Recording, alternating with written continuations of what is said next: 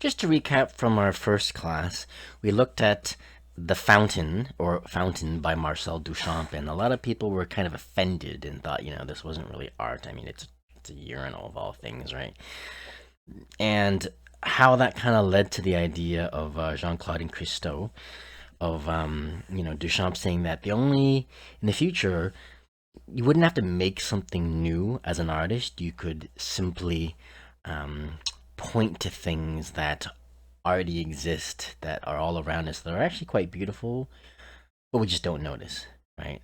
We just take for granted, like a urinal, for instance. And he's saying that we can get people to look at things that are already beautiful by kind of getting them to look in a new way.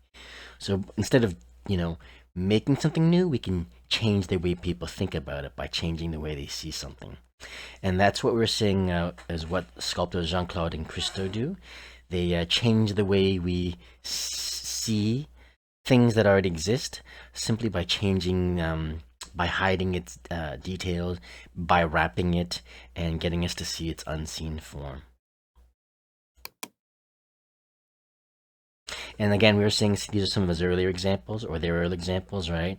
Commonplace objects that we really don't notice. It's just kind of like something that kind of whizzes by us on the road, or things that happen to sit on in our houses, right? Like a table and some parcels, right? A motorbike, right? But when you know what something looks like, they're saying they're famously quoted saying it means you've stopped looking at it. It's invisible, right? And so we want to find commonplace things that we don't notice every day, and get people to look at them again, right? So again, instead of creating something new, we hide what's already made to get people to see it with fresh new eyes again. Okay, so I'm going to show you a short video here. So this is a short video of the Reichstag being wrapped, and you can see it's a huge process. It takes several days. It's a spectacle. It's a performance. We're obviously not going to wrap a whole building, but you can see it's planned. It's very meticulous. And one of the things I want you to notice is, as they drape it in several pieces, and the goal is to kind of get it to follow the shape and form of the original object, in this case the building, as closely as possible. So you can see the way they've done these parts separately because they really stand out as unique. You can see the way it drapes over and kind of highlights I'm not sure what this part is called. I think it's the pediment, actually. And you can see the way each of these parts are wrapped individually to kind of highlight the important parts, the parts that are really interesting. So I'm using this as an example first because when we go and wrap our own objects, we want to make sure we use the material and wrap it in such a way that we also highlight those standout features, the parts that are the most interesting, the parts that we probably don't even really notice whenever we look at it. All right, so we'll just finish this one more time, and you can see in its final product, it's you can see all those those main forms that kind of really stand out at the end, right? The kind of tops, the way it kind of juts out at one point and it kind of comes back in, and they've tied it so that it accentuates, or you can see it even more clearly. And that's what we want to do with our objects too. Here's a second video just to show you something a bit more realistic. It's a person wrapping a chair, actually. And that's what they end up with, and then behind is actually a bunch of paintings, but just like us, we're going to use scissors, some string or some tape, an object, and some wrapping material, and they're going to wrap it in sections to try to accentuate, there's that word again, accentuate, the kind of important shapes, the forms that are kind of important parts. And you can kind of see they have to do it in sections because, you take one big sheet, it just doesn't really work very well. So don't feel like you have to do it all in one go. You might have to do it in sections to kind of really capture its form.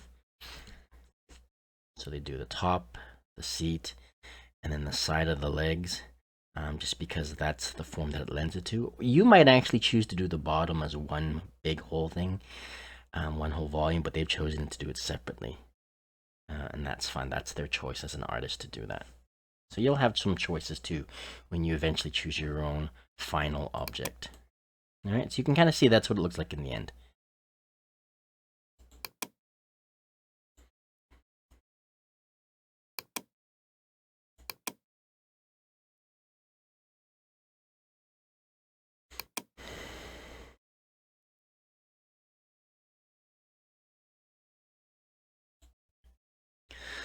To start our Christo-inspired sculpture, first you need some objects to wrap. I've chosen a hairdryer and a pair of scissors, preferably large, simply because they are two things that you are likely to have in your home. I also mentioned you'd need a material to wrap it with. I suggested a pillowcase, a garbage bag, and I also thought about using a shopping bag, the kind that you often get when you go grocery shopping, simply because most of them have at least one or two of them lying around. And I have a white one. The white one works best. Ones with prints work as well, but generally white one works better than dark ones. Now to make the form a little bit clearer, I'm going to wrap the cord around the hair dryer. And to use the plastic bag, I'm going to cut the handles off in a moment so the handles don't become these annoying little bits that are hard to wrap. So you see I'm going to cut the handles off, and then I'm just going to cut down the sides so it becomes a flat piece that is more like a single sheet to wrap around. Now in this case, I've used I switched to a larger gray plastic bag, and I also have something to wrap it with. I found this curling ribbon, and now I'll just tell you, this is my first attempt, and I found that when I used the curling ribbon, it actually didn't work quite so well. I also had some of the painter's tape, so it comes off easily. But if you have regular masking tape on the shopping bag, that'll work too. All right, but just to warn you, that ribbon stuff doesn't work quite so well, and I'll tell you why later on. So one of the things is when we wrap this, we kind of want to wrap it as closely and as tightly as possible to the actual form. Now you'll see here this first attempt that I made, I actually tried to just use no tape at all. And what I found was as I did this, it just kept slipping and it would fall apart. So I tried a longer piece, and that didn't work too well either. So what I ended up doing was I just ended up using a small piece of tape just to secure it in place. And then afterwards I tied it up with with that ribbon. I knotted it, and I took the tape off, and then I wrapped it around. But the one thing I found was, as I tried to do this, because that plastic is pretty slippery and the curling ribbon is smooth and slippery as well, it ended up falling apart. It would slip a lot. Now you see I kind of do the rest of it. It's going super fast. And I kind of had to do it in multiple sections. And the end result, I ended up using two different bags. It looks okay. It's not great. It looks okay. But as you can kind of see, the ribbon ended up slipping. And it just didn't work very well. So you can see the form, but the form isn't quite so pure because it's not one consistent color. You end up seeing two different parts, which I don't think is ideal. You can't see the shape of it quite so clearly, and you end up having to use a lot of that ribbon to go around it. It actually looks a little bit nasty if you ask me. So you'll see in a moment, I actually ended up doing a second version where I used just a white plastic bag, or two white plastic bags, and you can see here again it's very loose, and it just does not work well. So I wouldn't recommend that. Actually, that was my first attempt, trial and error. I would actually just use some masking tape or just some clear tape if you have some, and if you really can't, just use string.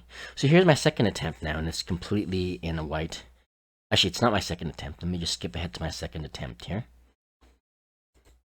So here's actually my second attempt, and you can see it's completely done in white, and I actually left a little bit of that, of the cord of the hairdryer at the bottom, just partly because I ran out, but I actually kind of like the way it turned out that way. And you can see the form much more clearly, and I tried to get it I tried to make it as tight as possible, so you could see the way the form changes from the narrow kind of front to the kind of bulge at the back. All right. So yeah, one of the goals you have is when wrapping this is try to get it as tight as possible, and the tape really helps. And again, there's that little bit of cord that I accidentally left out, but I actually think actually works quite well because uh, in Christo's early works, he actually does leave a little bit of the original out, almost like a kind of a hint of what's behind the curtain, right?